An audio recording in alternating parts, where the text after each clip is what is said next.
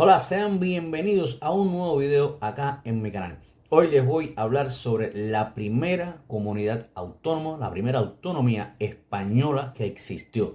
Así que no te vayas al video que te va a interesar.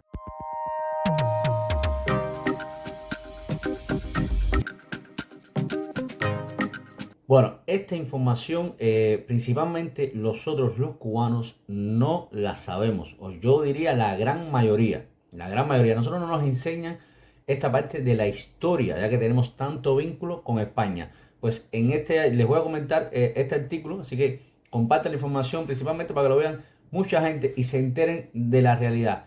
Primera comunidad autónoma española. ¿Quién fue? Vamos a leer el artículo. ¿Sabías que? Así se titula.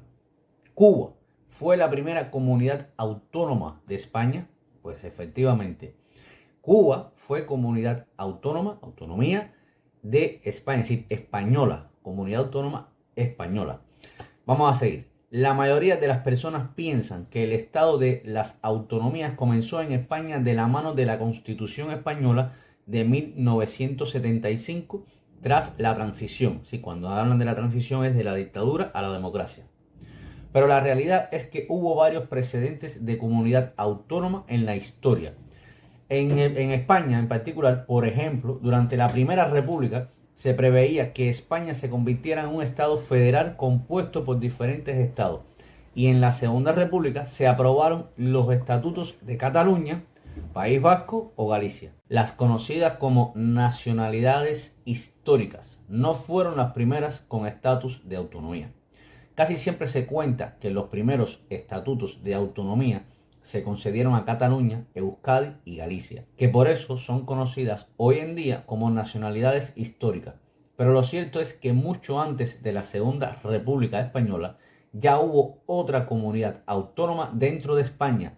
Este es el caso de la isla de Cuba, que accedió a la autonomía el mismo año que la también isla de Puerto Rico. Cuba y Puerto Rico se convirtieron en las primeras comunidades autónomas de España. Corría el año 1897 cuando España le concedió a las todavía provincias, antes de ser comunidades autónomas, antes de tener esa autonomía, eran provincias. Y antes de ser provincias, yo les voy a dejar el enlace acá que hablo de cuando Cuba fue declarada provincia española, ¿ok? Pues antes de eso fue virreinato. Con lo cual, señores, Cuba nunca llegó a ser colonia de España, ¿ok? En Cuba la historia que dan está manipulada. Bueno, como les decía, corría el año 1897 cuando España le concedió a las todavía provincias de Cuba y Puerto Rico los primeros estatutos de autonomía. En esta época recibieron el nombre de cartas autonómicas, pero a efectos era lo mismo, solo cambiaba el nombre. A pesar de que en 1897 se promulgaron, no entrarían en vigor hasta el siguiente año. Primero el de Cuba el 1 de enero del año 1898 y después Puerto Rico el 10 de febrero del año 1898. Estos estatutos de autonomía fueron realmente los primeros que se concedieron en España.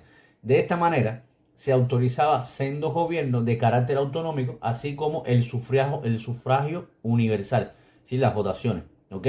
En las que consideradas provincias de ultramar. Eso sí, todavía se permitía únicamente el sufragio entre los hombres, sexo masculino, como en la España peninsular, que también sucedía, ¿ok?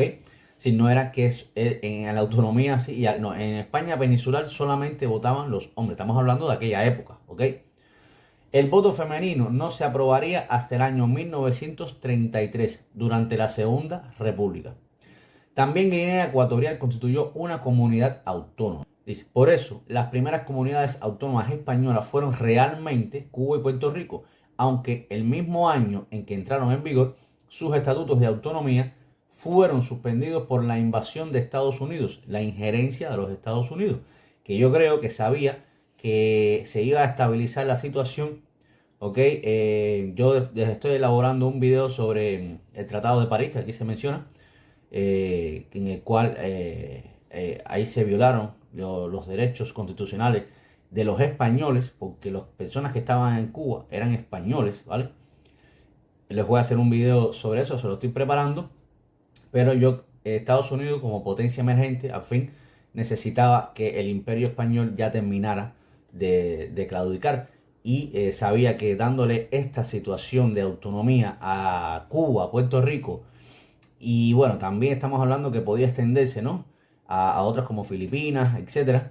Eh, Eso no le iba a gustar a los Estados Unidos, ¿ok? Y por eso entró, ya, y muy cerca que estaba, su injerencia. Entonces, ya después también les voy a comentar de las cositas que han sucedido para que entraran, la justificación de Estados Unidos para entrar e intervenir y de una vez y por todas que España dejara esos sitios. Bueno, vamos a seguir. Además de estos precedentes, cuando le digo la injerencia de Estados Unidos, ¿no? Además de estos precedentes, hubo otros casos de comunidad autónoma antes de la transición.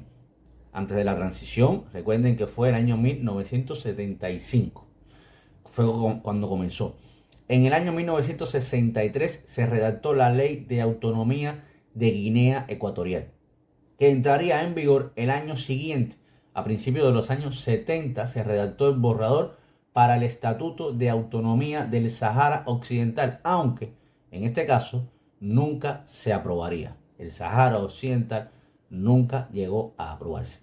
Ahora, esto es un preámbulo. Les voy a leer en este caso ahora mismo qué dice Wikipedia. ¿Qué dice Wikipedia sobre la autonomía cubana? Si la autonomía que tenía Cuba es una autonomía española. La Carta Autonómica de Cuba, año 1897, fue, junto con la Carta Autonómica de Puerto Rico, en el mismo año, el primer estatuto de autonomía concedido en España a uno de sus territorios ultramarinos, concretamente a la Capitanía General de la siempre fiel isla de Cuba. Autorizaba la formación de un gobierno de carácter autonómico. Fue otorgada siendo presidente del Consejo de Ministros el liberal Práxedes Mateo Sagasta. Aquí pone entre paréntesis entre 1897 y 1899, mediante el Real Decreto suscrito el 25 de noviembre de 1897 por la reina regente María Cristina de Hamburgo, en nombre de su hijo Alfonso XIII. Fue hecho público en la Gaceta de Madrid el 28 de noviembre de aquel mismo año y en la Gaceta de La Habana el 19 de diciembre. Su principal instigador y redactor fue el político liberal Segismundo Moret. Su promulgación vino acompañada de establecimiento de sufragio universal masculino en todas las provincias del ultramar, como sucedía en la España peninsular, como había comentado. Ahora, contenido de la Carta Autonómica.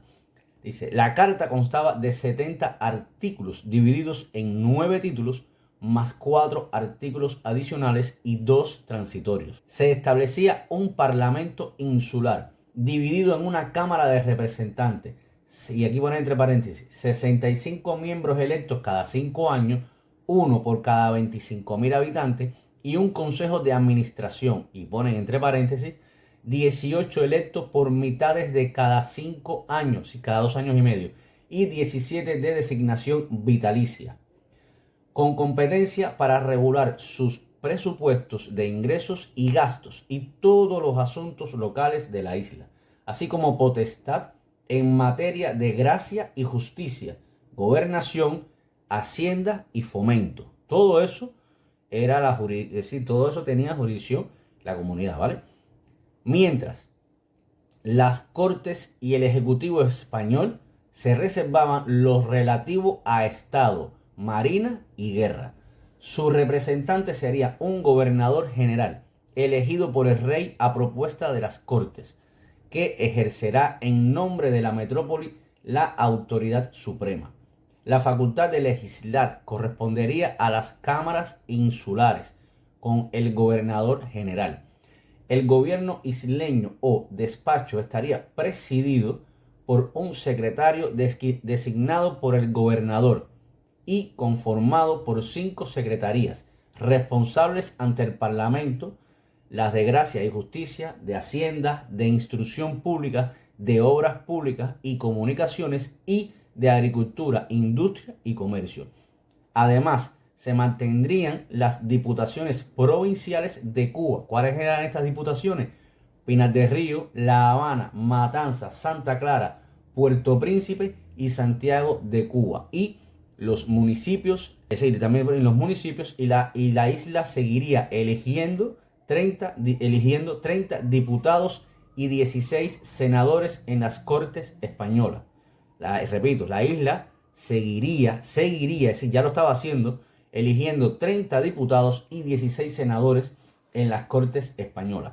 Las cartas de Cuba y Puerto Rico eran los documentos de autogobierno más avanzados de todas las colonias europeas en toda esa zona del Caribe, superando las demandas del Partido Autonomista, pudiendo equipararse por completo a la autonomía establecida por el Reino Unido en Canadá en el año 1867. ¿Ok? Recuerden que cuando se refiere a colonias europeas son de otros países. ¿Por qué? Y vuelvo y les repito. Cuba, si mal no recuerdo, ¿ok? Y acepto muchos, déjenme en los comentarios. Aprovecho que no se los había dicho. Como siempre los invito a que se suscriban a mi canal. Ese botoncito que está ahí abajo que dice suscribirse no les cuesta absolutamente nada. Y a mí me ayuda muchísimo para seguir creando contenido.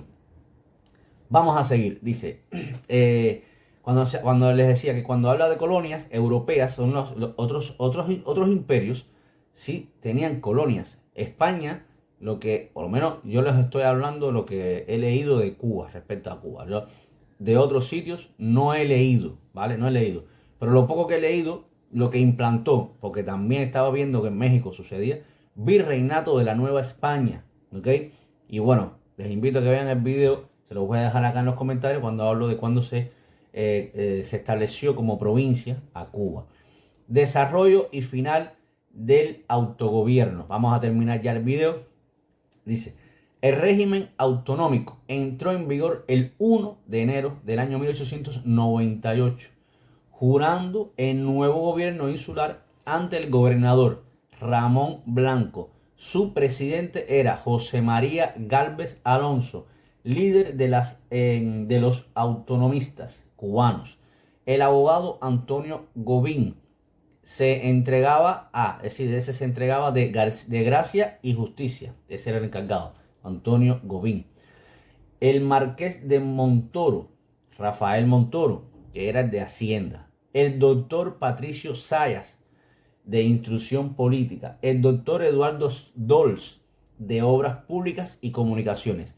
Y el comerciante Laureano Rodríguez, de Agricultura, Comercio e Industria. La autonomía cubana provocó un amplio debate en la prensa española, siendo celebrada por los liberales progubernamentales y aceptada por los conservadores si favorecía el fin de la violencia en la isla. En la isla fue recibido con hostilidad tanto por los independentistas, los insurrectos, ¿vale?, como por los más intransigentes. Yo diría la extrema más derecha, lo que se conoce hoy como la extrema derecha, que añoraba el gobierno aquel tan fuerte de Valeriano Weyler, cuyas algaradas fueron manipuladas por la prensa amarilla estadounidense para menospreciar el nuevo régimen autonómico. Con lo cual, que a quienes no le convenía en Cuba, bueno, a los que estaban levantados en armas, que no querían, si lo que querían era separarse de España, ¿ok? Que aprovecho el video porque he visto varios comentarios, he visto también información. Yo les invito a las personas que busquen información y si encuentran algo diferente a lo que les voy a comentar, pues déjenlo acá en los comentarios, las referencias, o copien el enlace y déjenlo en los comentarios para leerlo. De momento, ¿ok? No he encontrado ningún dato que diga que las personas, los insurrectos en Cuba eran mayoría. Hasta ahora lo único que he encontrado que eran la minoría. De hecho, muchos más españoles de Cuba se unieron a combatir a esos insurrectos. ¿Ok? Llámese insurrectos, estaban liderados por José Martí, por Maceo, por Gómez, en la de los 10 años, por Carlos Manuel de Céspedes, etc. Que todas esas personas, excepto Máximo Gómez, que era de República Dominicana, eran españoles. Así que a mi consideración, Lo que hubo en Cuba no fue una guerra de independencia como me enseñaron en las escuelas adoctrinadas en Cuba, sino eso yo lo entiendo como una guerra civil. En un país donde alguien se quiere separar y entra en conflicto, eso para mí es una guerra civil, ¿vale? Bueno, seguimos. 2 meses después del turbio incidente del hundimiento del Maine, ¿ok? 15 de febrero, entre el 24 y el 28 de abril de 1898 tuvieron lugar los comicios para constituir el Parlamento Insular. Ojo, hubo comicios, ojo, ganados por el autonomismo moderado, con un 80% de los votos y una participación del 48% del censo. Ojo con la participación. Hay otros datos, está en la Wikipedia, hay otros datos que dicen entre un 48 y un 52%. Vamos a quedarnos con el más pequeño. Estamos hablando de un país que si estuviese con toda esa magnitud que a mí me enseñaron en la escuela, de una guerra, todo eso, hacer unas votaciones y que haya este por ciento, que es un por ciento elevado de personas para ir a votar, creo que no estaba tan difícil la situación, es decir, no había tanto ruido para poder decirlo de una manera mejor. Y lo otro, si las personas fueron a votar, estaban apoyando la autonomía cubana. A mi entender, como tal, esto me da una idea de que la mayoría de las personas no querían separarse de España. Para todas aquellas personas que dicen no, porque querían separarse de ellos, tienen resentimiento con los cubanos porque se levantaron en armas. No todos los cubanos querían separarse, ¿ok? Hasta ahora, lo que estoy leyendo me da a que era minoría. Y si no fuese así, no tenía que haber intervenido los Estados Unidos. ¿Ok? No le hacía falta intervenir a los Estados Unidos. No tuviese la ayuda que tuvo los separatistas, que eran los insurrectos, los que estaban en la independencia, como dicen en Cuba, para que me entiendan mejor, recibían ayuda directamente de los Estados Unidos. No solamente cuando entró Estados Unidos intervenir ya directo, sino financieras y de armamento venía principalmente de Tampa y en los Estados Unidos. Seguimos.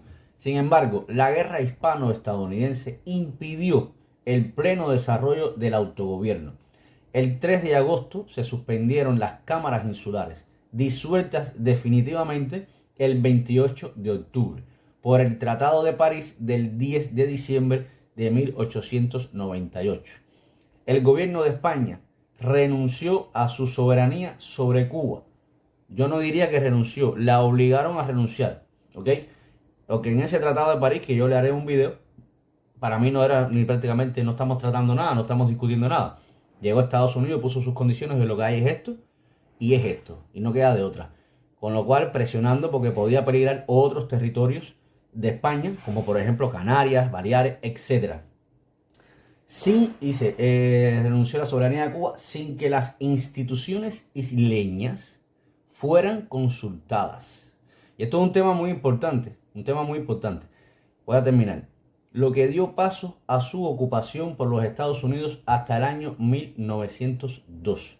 Esto es un tema muy importante porque en uno de los videos me habían contactado personas que están abogando por el derecho a que en ese tratado de París, que lo voy a comentar mejor cuando haga el video del Tratado de París, el tema de la ciudadanía de todos esos españoles que fue forzosamente retirada, ¿ok? Violando todos los derechos fundamentales como tal, y lo cual aquí lo está diciendo, las instituciones y no fueron ni siquiera consultadas. Había una autonomía en Cuba, no se consultó ni siquiera con las instituciones isleñas. Eso lo voy a dejar para el video del Tratado de París, que está un poco interesante. Así que, como siempre, les invito a que compartan el video.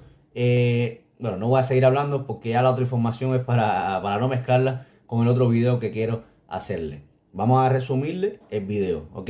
Cuba, en el año 1511, si mal no recuerdo, Diego Velázquez, pues lo que se crea en Cuba es un virreinato de la Nueva España.